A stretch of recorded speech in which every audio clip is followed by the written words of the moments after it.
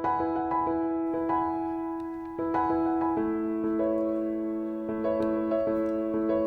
Friends, welcome to Sairaj education. Okay, आज हम start करने वाले हैं बिजनेस इकोनॉमिक्स। ठीक है, ऐसे टॉपिक स्टार्ट हो चुका है। इसके पहले मैंने 4-5 वीडियोस अपलोड भी हो चुके हैं। ठीक है, यानी 4-5 लेक्चर्स हमारे हो गए। नहीं देखे तो आप देख सकते हो। ठीक है, किस पे बनाया हमने? इकोनॉमिक्स पे। ठीक है, किसका है ये? मॉड्यूल 3 का सेमेस्टर 1।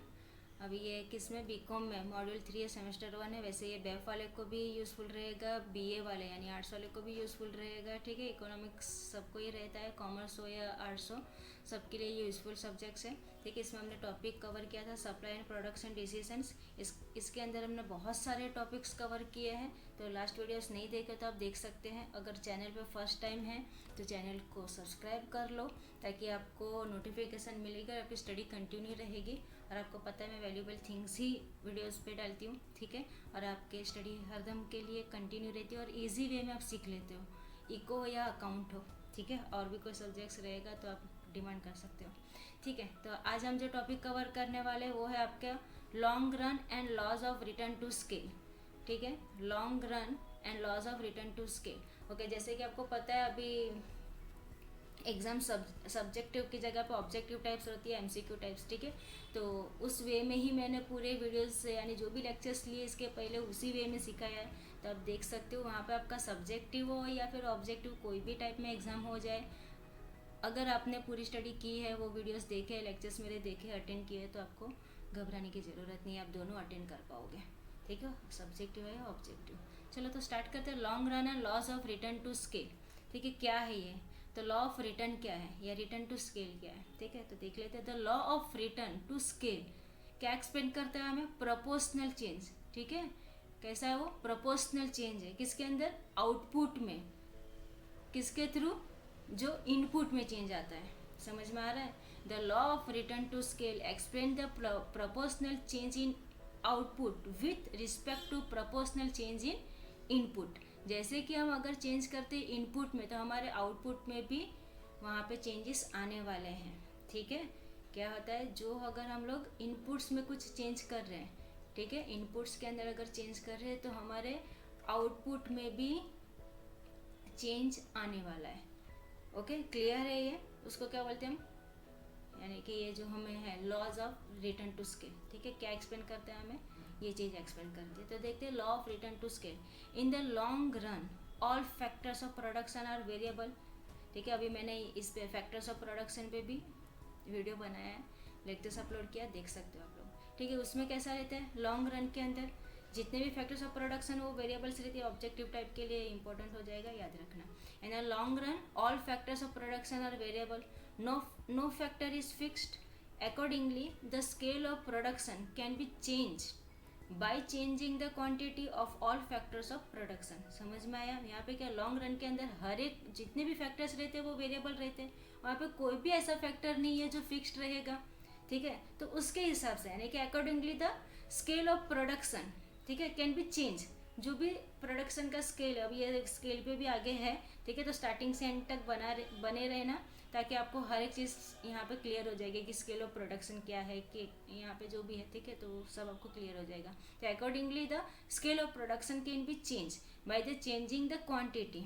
ओके, क्वांटिटी में अगर चेंजेस आ रहे हैं कि quantity of all factors of production में चेंजेस आ रहे हैं, तो हमारे स्केल ऑफ प्रोडक्शन में भी चेंजेस आएंगे। ठीक है, तो दिखाते वो आगे पढ़ते हम।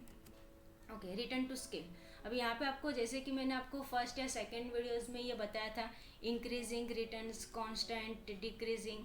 ठीक है, ये मैंने 3 फेस आपको करवाए थे। सेम वे यहाँ पे भी वैसा है, हमने देखा था एवरेज प्रोडक्ट, मार्जिनल प्रोडक्ट, ठीक है, टोटल प्रोडक्ट, उस पर पूरा एक लेक्चर्स हमने देखा था। यहाँ पे भी वही है, वहाँ पे भी 3 फेस थे, यहाँ पे भी 3 फेस है। यहाँ पे क्या है? Increasing returns, constant return and decreasing. Increasing का मीनिंग क्या होता है? जो बढ़ते जा रहा है।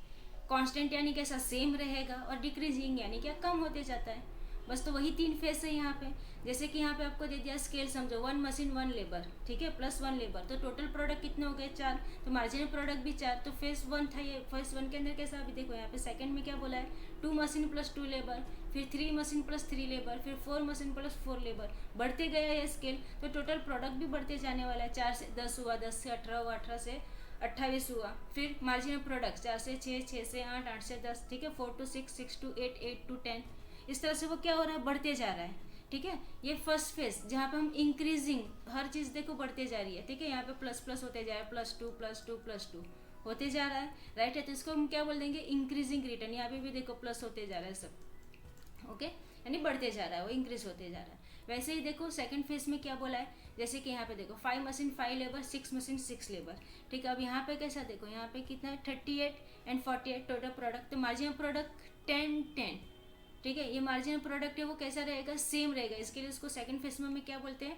Constant return. और लास्ट जो फेज है वहाँ पे कैसा डिक्रीजिंग, ठीक है, तो डिक्रीजिंग के अंदर देखो मार्जिनल प्रोडक्ट 8 था, अब कितना हो गया 6, यानी कि -2 हो गया ये, राइट है, तो ये क्या हो गया आपका डिक्रीजिंग रिटर्न। ये तो इजी था, ठीक है, इसको बोलते हैं हम रिटर्न टू स्केल। अब आगे बताती हूँ, और देखो 3 स्टेजेस है, कौन से, एक तो increasing return to scale, decreasing return to scale और कांस्टेंट, ठीक है। इंक्रीजिंग यानी कि ये अपवर्ड रहेगा, ठीक है, आपका जो कर्व रहेगा वो कैसे रहेगा, अपवर्ड रहेगा। डिक्रीजिंग में ये डाउनवर्ड रहेगा, यानी कि इस तरह से स्लोप आपका नीचे झुका रहेगा, और कांस्टेंट में कैसा सीधा रहेगा, ठीक है, एकदम ऐसा इस तरह से स्ट्रेट लाइन रहेगी, ठीक है। तो ये क्या हो गया आपका, देखो यहाँ पे आउटपुट दिया है वाई एक्सिस पर, यहाँ पे आपका के एल, ठीक है, फिर ये हो जाएगा आपका ओ पी, ये हो जाएगा आपका इंक्रीजिंग रिटर्न टू स्केल, बढ़ते जा रहा है, ठीक है। फिर सेकंड में क्या है, डिक्रीजिंग रिटर्न, यानी ये इस तरह से डाउनवर्ड होते जाएगा, ठीक है, धीरे धीरे ऐसा झुकते जाएगा, ओके। और लास्ट वाले में कौन सा, कांस्टेंट, जो स्ट्रेट लाइन रहता है। इजी था ये, ठीक है।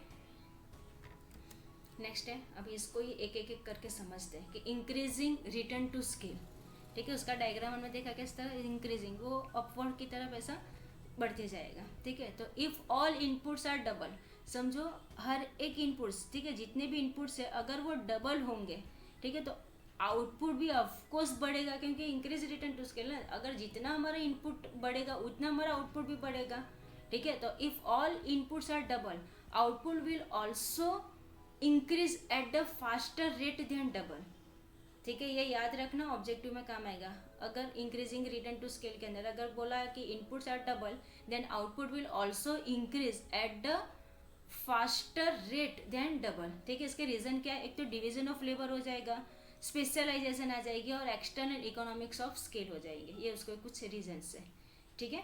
नेक्स्ट देखते ये तो था इंक्रीजिंग रिटर्न। फिर अभी डिमिनाइजिंग रिटर्न टू स्केल, तो डिमिनाइजिंग में क्या है, इफ ऑल इनपुट्स, अब वहाँ पे कैसा बढ़ रहा था तो यहाँ पे क्या होगा, कम होगा।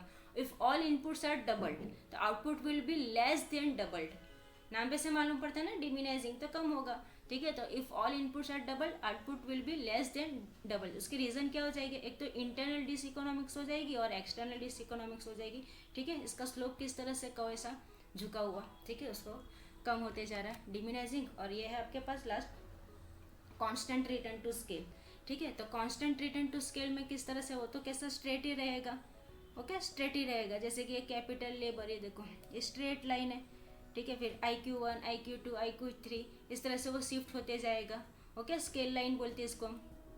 तो देख लेते, if all inputs are double, output will also double, constant ना, सेम सेम रहेगा वो। तो अगर इनपुट डबल हो रहा है तो आउटपुट भी डबल होगा। रीजन क्या है, economics of scale is balanced by diseconomics of scales, ठीक है, ये रीजन याद रखना, ऑब्जेक्टिव में हो सकता है। Economics of scale is balanced by diseconomics of scale, clear है ये।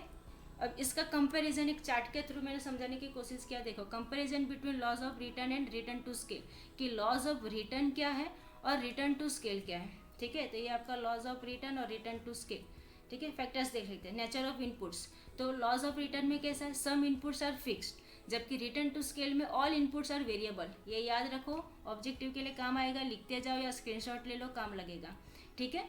कि फैक्टर्स क्या है यहाँ पे, फैक्टर्स में नेचर ऑफ इनपुट्स, तो कैसा रहेगा, लॉ ऑफ रिटर्न में some inputs are fixed and return to scale में ऑल इनपुट्स आर वेरिएबल। फिर time elements, laws of return में शॉर्ट रन प्रोडक्शन फंक्शन, ठीक है, यहाँ पे कौन सा शॉर्ट रन, और यहाँ पे प्रोडक्शन फंक्शन कैसा रहेगा, रहेगा लॉन्ग रन, किसमें, रिटर्न टू स्केल में। फिर होमोजेनिटी, इसके अंदर आपके पास लॉज ऑफ रिटर्न में नॉन होमोजीनियस प्रोडक्शन फंक्शंस और इसके अंदर रिटर्न टू स्केल में होमोजीनियस प्रोडक्शन फंक्शंस, ठीक है, ये नॉन और ये होमोजीनियस। फिर लॉ ऑफ इंक्रीजिंग रिटर्न, तो लॉ ऑफ रिटर्न में non linear non homogeneous production function, इसमें नॉन लीनियर और होमोजीनियस फंक्शंस, ये ऑब्जेक्टिव के लिए काम आएगा, इसका स्क्रीनशॉट लेना है तो ले लो या फिर लिख लो। लॉज ऑफ कांस्टेंट रिटर्न, तो लॉज ऑफ रिटर्न में लीनियर नॉन होमोजीनियस फंक्शन और लीनियर होमोजीनियस प्रोडक्शन फंक्शन। और लास्ट आपके पास लॉ ऑफ डिमिनिशिंग रिटर्न, तो यहाँ पे लॉज ऑफ रिटर्न में non linear non homogeneous and production functions, यहाँ पे नॉन लीनियर होमोजीनियस फंक्शंस, ठीक है। तो ये चार्ट कंपैरिजन है किसके बीच में, laws of return and return to scale में, ठीक है। तो इसके बाद देखेंगे हम एक्सपेंशन पाथ, फिर देखेंगे उसका expansion path, economics of scale वगैरह जो भी रहेगा वो आगे के लेक्चर्स में हम देखेंगे, ठीक है। तो आज के लिए इतना रखते हैं, तो मिलते हैं हम लोग नेक्स्ट वीडियो में, तब तक के लिए स्टडी करते रहो और चैनल को सब्सक्राइब नहीं किया तो कर लो, ओके। मिलते हैं नेक्स्ट वीडियो में, थैंक यू।